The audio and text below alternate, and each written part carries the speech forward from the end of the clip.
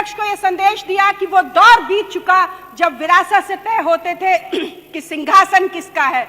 वो दौर बीत चुका जब विरासत से तय होते थे सिंहासन किसका है। अब जनता तय करेगी कि साम्राज्य किसका होगा। विपक्ष से कहना चाहूंगी कि लाजमी है तुम्हारा मेरे किरदार पर उंगलियां उठाना, लाजमी है तुम्हारा मेरे किरदार पर उंगलियां उठाना। तुम वो जो चाह कर भी मेरे मयार तक नहीं आ सके, आप योगी जी पर उंगलियां उठा सकते हैं। आपको पीडीए इसलिए याद आ रहा है कि आपकी सरकार में यानी पिछले 70 वर्षों में जितना शोषण दलितों का, जितना पिछड़ों का हुआ है, शायद ही किसी का हुआ। और श्रीमती अलका सिंह जी,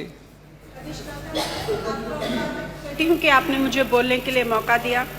विपक्ष जो लगातार मेरी सरकार पर हमलावर रहा है, मुझे लगता है कि विपक्ष को उन चीज़ों का आकलन करना चाहिए कि सरकार का बजट क्या कहता है और सरकार की नीतियां क्या कहती हैं। हाल ही में मान्यवर कुछ प्रदेशों में चुनाव हुए और सरकार की नीतियां, उसका बजट चाहे केंद्र सरकार हो या प्रदेश की सरकार हो, वो क्या कहता है, जनता क्या सोचती है, जनादेश ने जवाब दिया है।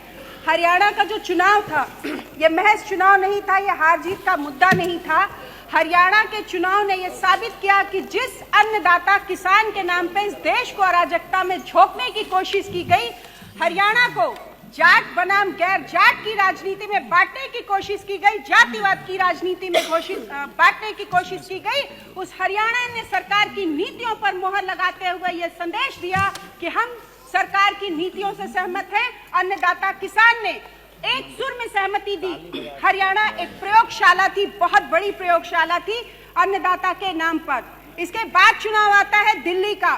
दिल्ली जिसे मिनी इंडिया आप कह सकते हैं, पूरब से पश्चिम और उत्तर से दक्षिण का व्यक्ति निवास करता है, और उस दिल्ली के व्यक्ति ने, प्रत्येक राज्य के निवास करने वाले व्यक्ति ने एक सुर में सरकार की नीतियों को सराहते हुए जवाब दिया कि हम सरकार की नीतियों से सहमत हैं और ये वो सरकार है कि यदि हमें समस्या हुई तो घुटने के बल बैठकर सरकार हमें सुनेगी। इस जनादेश का विपक्ष ने आकलन ही नहीं किया, क्योंकि उसे तो सिर्फ सत्ता प्राप्ति चाहिए थी। और जनता ने विपक्ष को यह आदेश दिया, जनता ने विपक्ष को यह संदेश दिया कि वो दौर बीत चुका जब विरासत से तय होते थे कि सिंहासन किसका है। वो दौर बीत चुका जब विरासत से तय होते थे सिंहासन किसका है। अब जनता तय करेगी कि साम्राज्य किसका होगा। सबसे बड़ा कष्ट विपक्ष का ये था। माननीय अधिष्ठाता महोदय, एसी कमरों में बैठे विपक्ष के तमाम नेताओं ने 2024 के चुनाव में एक भ्रम फैलाया जनता के बीच में कि भारतीय जनता पार्टी संविधान को समाप्त कर देगी। लेकिन हमारी सरकार, और कहते हैं ना कि जो भ्रष्टाचारी होते हैं, जो लुटेरे और दलाल होते हैं, उनका काम होता है किसी सच्चे व्यक्ति के खिलाफ अफवाहें फैलाना। वही सरकार के खिलाफ किया गया। लेकिन सरकार, चाहे माननीय प्रधानमंत्री रहे हो या मुख्यमंत्री रहे हो, सर झुकाकर जनहितकारी नीतियों की बात करते रहे, क्योंकि वक्त नहीं था उस प्रोपेगेंडे का जवाब दे पाने का। संभवतः लोकसभा चुनाव में इन्होंने खूब चलाई अफवाह, लेकिन जनता जनार्दन ने उत्तर प्रदेश विधानसभा के चुनाव में सूद समेत इनको जवाब दिया है और ये बताया है। और जनता ने जो जवाब दिया, बता दिया कि तुम्हारी अफवाहें सिर्फ अफवाहें हैं। इन छद्म युद्धों से सरकार को आप गिरा नहीं सकते हैं। और विपक्ष से कहना चाहूंगी कि लाजमी है तुम्हारा मेरे किरदार पर उंगलियां उठाना, लाजमी है तुम्हारा मेरे किरदार पर उंगलियां उठाना। तुम वो जो चाह कर भी मेरे मयार तक नहीं आ सके, आप योगी जी पर उंगलियां उठा सकते हैं, लेकिन 20 वर्ष अपने शासन को देखिए।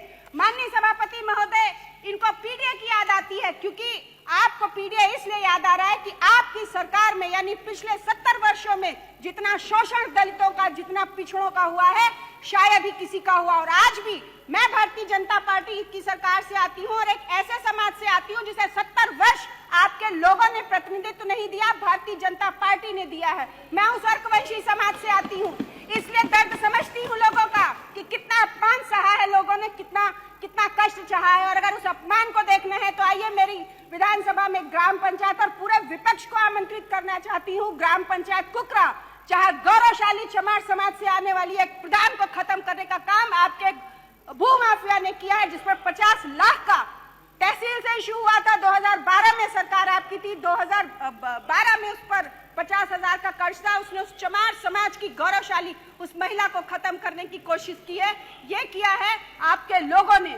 माननीय सभापति महोदय, इसी के साथ मैं बताना चाहती हूँ कि 2022 के बाद से माननीय मुख्यमंत्री ने विधानसभा संडीला को मेरे प्रस्तावों पर करोड़ों रुपए की सौगात दी है। और ये सरकार क्या सरीखी कंपनी जिसका ऑटोमेटिक जो पूरा सिस्टम है और एशिया की पहली कंपनी है जो संडीला में लगाई गई है। आप तथाकथित विपक्ष के जनप्रतिनिधि उसी संडीला के इंडस्ट्रियल एरिया में वसूली क्या करते थे इनकी सरकार में, लेकिन आज बर्जर सरीखी कंपनी वहां पर खुली है।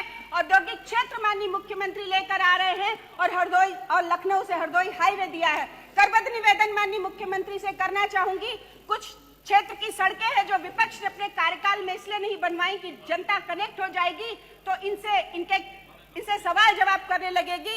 कल्याण खेड़ा महिटा से लखनऊ बॉर्डर तक, रैकवार खेड़ा से कटियार तक, रैकवार खेड़ा से कटियार तक, प्रहलाद खेड़ा से गोड़वा खेम तक, हाजीपुर से देवरी भटपुर तक, बनी से बंजरा तक, जुगराजपुर से रामपुर तक, टिटई से भोगीपुर, हल्दर मजरा छावन से लगाकर रामपुर कौड़िया तक, बमनवा से कुंभर खेड़ा होते हुए बाराही तक। और माननीय महोदय एक विशेष सड़क है टीकन खेड़ा मजरा छावन से लगाकर सिद्धनाथ बाबा जाजूपुर तक। ये सड़क इसलिए बहुत ज्यादा जरूरी है क्योंकि पिछड़े समाज से आने वाले कश्यप समाज के लोगों का आस्था का केंद्र है सिद्धनाथ बाबा जाजूपुर, जो विपक्ष ने अपनी सरकार के समय कराया ही नहीं, भारतीय जनता पार्टी की सरकार वहां पर कार्य करा रही है। माननीय अधिष्ठाता महोदय पिछड़ों की बात करते हैं, इसी तरह से संडीला नगर में विपक्ष के ही एक चेयरमैन है जिन्होंने हिंदुओं की इतनी दुर्गति कर रखी है, विशेष रूप से दलित समाज के लोगों की, पिछड़े समाज के लोगों की हद तो तब गई कि मुस्लिम समाज के लोगों का कब्रिस्तान भी, उसकी जो जमीन है करोड़ों रुपए की, उसे भी दबाने की कोशिश की गई और भारतीय जनता पार्टी की सरकार उसकी नीतियां अर्थात उसकी विधायक खड़ी हुई है, तब उन मुस्लिमों के कब्रिस्तान की जमीन बचाई गई है। आपसे करबद्ध निवेदन करना चाहती हूं कि संडीला नगर में एक अंडर बाईपास की अत्यंत आवश्यकता है ताकि संडीला नगर और मंडल मलेरा से आने वाले लोगों का जीवन आसान हो सके। इसीलिए संडीला और इसके साथ ही संडीला नगर पालिका का परिसीमन भी अत्यंत आवश्यक है ताकि हिंदुओं की दशा में सुधार हो सके।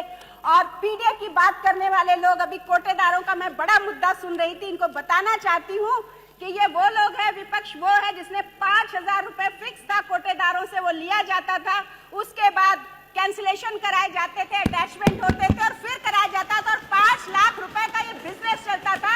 और इसमें इन्हीं पिछड़ों, इन्हीं दलितों के मुंह का निवाला अधिष्ठाता महोदय मारा जाता था, जो कि अब अब भारतीय जनता पार्टी की सरकार आने के बाद खत्म हुआ है। इसलिए कष्ट हो रहे।